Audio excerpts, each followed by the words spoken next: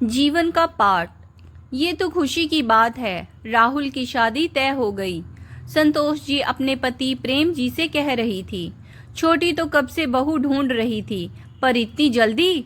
15 दिनों में ही शादी कर पाएंगी? क्यों ना कर पाएगी? तुम्हारी बहन जो है, तुम्हारे सारे गुण उसके अंदर हैं। देखना, हमारी साली सब कर लेगी। अब सब काम छोड़ो और शादी में जाने की तैयारी कर लो। प्रेम जी हंसते हुए बोले। संतोष जी रसोई में गई और गैस पर चाय चढ़ा दी। तभी उनकी बहू श्रेया आई। मम्मी जी, मैं आ तो रही थी और उसने चाय का काम संभाल लिया। बहू, तुम्हारे देवर राहुल की शादी तय हो गई है। 15 दिनों बाद शादी है। तुम्हें जो भी तैयारी करनी है आराम से कर लेना। और हाँ, शादी में पहनने के लिए अच्छे से कपड़े और जेवर रख लेना। तुम अपनी शादी के बाद पहली बार किसी शादी में जा रही हो। ये सुनकर श्रेया खुश हो गई। पहली बार वो अपनी मौसी सास के यहाँ जा रही है और वहाँ नैनीहाल पक्ष के और लोगों से भी मिलना हो जाएगा। नियत समय पर संतोष जी अपने पति, बेटे रेहान और बहू श्रेया के साथ शादी में पहुंच गई। शादी की सभी रस्में हो रही थी। तभी श्रेया की नज़र दुल्हन को भेजे जाने वाले लहंगे पर पड़ी। वाह मौसी जी, आपने तो बहू के लिए बड़ा ही सुंदर लहंगा चढ़ाया है। काफी महंगा होगा। इसका काम भी कितना सुंदर है। हाँ, बहू बहू को खुद ही पसंद करने बुलाया था। अब उसे यही पसंद आया तो सोचा शादी तो एक बार होती है, तो बहू की इच्छा पूरी कर दी। अब थोड़ा महंगा जरूर है, मौसी जी ने हंसते हुए कहा। तभी श्रेया की नज़र होने वाले बहू के गहनों पर जा ठहरी। मौसी जी, गहने तो आपने बड़े भारी चढ़ाए हैं। इतने सुंदर गहने हैं, सारे नए लगते हैं, लेटेस्ट डिज़ाइन के भी हैं। बहू के लिए तो आपने बहुत कुछ किया है। और श्रेया ने शिकायती नज़रों से अपनी सास संतोष जी को देखा और अपनी बात पूरी की।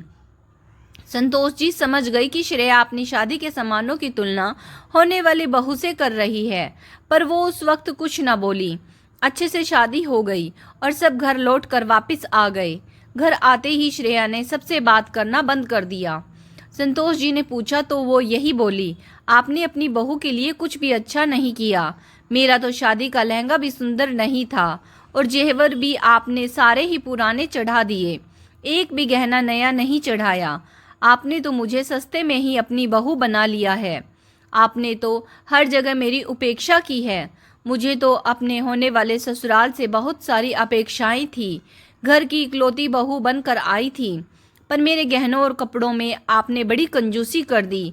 ये सब संतोष जी सुनती रह गई। श्रेया, ऐसी बात नहीं है। हमने अच्छे से अच्छा लहंगा तुम्हें चढ़ाया था। अब शादी को 1 साल भी होने जा रहा है और यहाँ तो थोड़े ही महीनों में फैशन बदल जाता है।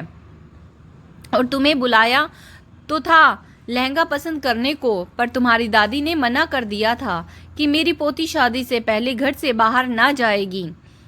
आप अपने हिसाब से सब सामान ले लो। ठीक है, मेरी दादी ने कहा था, पर गहने तो आपने पुराने ही चढ़ा दिए थे ना। श्रेया ने फिर रुआसी होकर कहा। बहू, गहने पुराने नहीं हैं, मैंने धीरे धीरे पैसे जोड़कर बनवाए थे, क्योंकि तेरे ससुर जी की अच्छी नौकरी नहीं थी तो ज़्यादा कभी पैसा रहा नहीं। मेरे गहने तो रेहान की पढ़ाई और कैरियर बनाने में लग गए थे।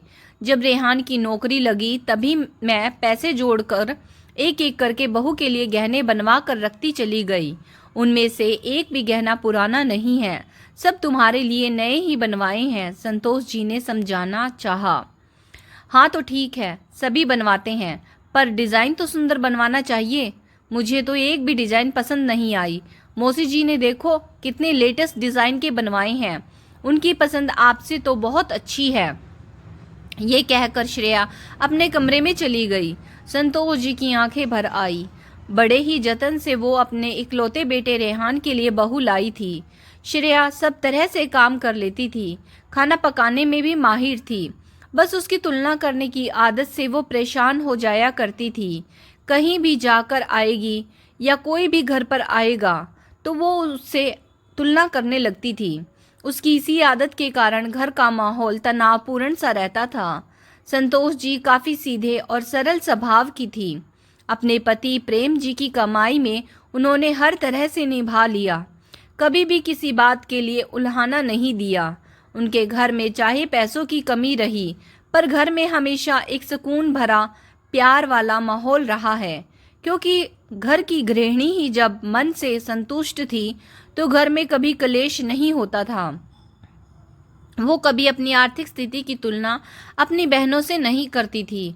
उन्होंने और प्रेम जी ने जीवन का हर लम्हा सुकून से जिया है।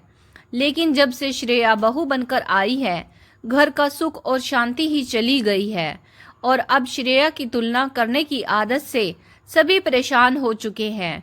श्रेया कभी भी संतुष्ट नहीं रहती थी।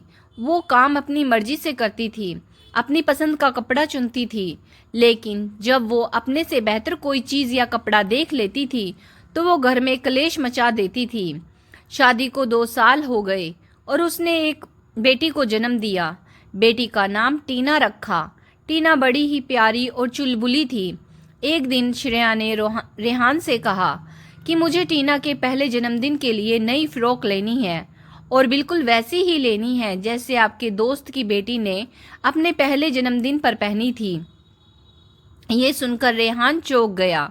श्रेया, मेरा दोस्त खानदानी अमीर है और वो फ्रॉक बड़ी महंगी है और ब्रांडेड भी है। वो 10,000 से कम की नहीं होगी और साल भर की बच्ची के लिए इतना महंगा कपड़ा खरीद कर क्या करेंगे? साल भर में वो छोटा हो जाएगा। रेहान ने समझाना चाहा, आपके लिए मेरी खुशियाँ जरा भी मायने नहीं रखती हैं। मैं क्यों औरों की तरह खुश नहीं रह सकती हूँ? अपनी बेटी को औरों की तरह महंगी फ्रॉक नहीं पहना सकती हूँ। श्रेया रोने लगी। श्रेया, समझा करो, ये तुम औरों से क्यों अपनी तुलना करती हो? महंगी फ्रॉक पहनाने से ही तुम्हें खुशियाँ मिलेंगी क्या? हम एक अच्छी सी ड्रेस वैसे भी ले सकते हैं और हम बहुत खुश हैं। तुम खुश भी रह सकती हो। वो सब तुम्हारे हाथ में है। घर अच्छा है, पति है, सास ससुर भी तुम्हें तंग नहीं करते हैं। जीवन में और क्या चाहिए? पर श्रेया समझी नहीं और उसने गुस्से में बेटी का पहला जन्मदिन ही नहीं मनाया। प्रेम जी और संतोष जी ने ही मनाया। प्रेम जी और संतोष जी ने उसे बहुत समझाया था पर वो मानी नहीं। एक दिन श्रेया गुस्से से पैर पटकते हुए घर आई और संतोष जी से कहने लगी, मम्मी जी, अब हम भी नया घर ले लेंगे। ये घर काफी पुराना सा हो गया है, जगह जगह से रंगहीन हो गया है। उसकी बात सुनकर संतोष जी समझ गई कि आज जरूर किटी में कुछ हुआ होगा, इसीलिए भी ये भी नया घर लेना चाह रही है। अभी इस फ्लैट में आए हुए 10 साल ही हुए हैं और घर तो सालों साल चलते हैं। उन्हें इतनी जल्दी बदला तो नहीं जाता है। उन्होंने कुछ नहीं कहा और बोली, तुम रेहान से बात कर लेना। श्रेया तो जैसे आज रेहान के आने का ही इंतजार कर रही थी। आते ही बरस गई। मेरी सहेली ने नया घर लिया है। बड़े बड़े कमरे हैं, कमरों के बाहर बड़ी बड़ी बालकनी है, सामने पार्क है और बहुत ही शानदार इंटीरियर करवाया है। आप एक बार उसका घर देख लो, फिर हम भी वैसा ही बनवा लेंगे। ये सुनते ही रेहान बोला, हमारा घर भी अच्छा है, सामने 2 बालकनी है और थोड़ी दूर पर पार्क है, तो हम क्यों घर बदले? इतनी मेहनत से मम्मी पापा ने ये घर लिया है, सब कुछ ठीक ही तो है। फिर हमारा इतना बजट भी नहीं है। सब कुछ कहाँ ठीक है? कमरे कितने छोटे हैं। मेरी सहेली का घर देखोगे तो देखते ही रह जाओगे। और हम कहाँ अच्छे से रह रहे हैं। उसका घर, उसके ठाट बाट तो आपने देखे ही नहीं। मुझे कुछ नहीं पता। मुझे भी वैसा ही घर चाहिए ताकि मैं भी शान से रह सकूं। ये घर बेच देंगे और नया लोन ले लेंगे। घर खरीदने में पैसा कितना सा तो पैसा लगता है। अच्छा, लोन तो ले लेंगे पर EMI भी चुकानी होती है। घर खरीदने में मम्मी पापा की बड़ी मेहनत है। उन्होंने बड़े प्यार से घर सजाया है। फिर हम जैसे भी हैं खुश हैं। तुम बेवजह दूसरों से तुलना करके खुद भी दुखी होती हो और हमें भी दुखी करती हो।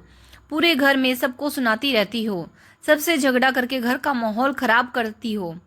ये तो ठीक नहीं है, रेहान ने समझाया। पर श्रेया नहीं समझी और अपनी बेटी को लेकर गुस्से से मायके चली गई और जिद करने लगी, अगर आप मेरे रहने के लिए नया घर नहीं लेंगे तो मैं कभी वापस नहीं आऊंगी।